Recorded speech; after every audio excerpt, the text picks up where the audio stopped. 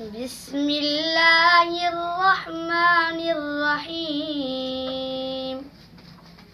والذين لا يشهدون الزور وإذا مروا باللغو مروا كراما والذين إذا ذكروا بآيات ربهم لم يخروا عليها صما وعميانا والذين يقولون ربنا هب لنا من أزواجنا وذرياتنا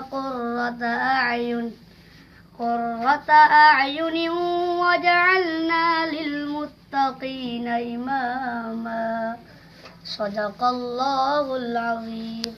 ما شاء الله.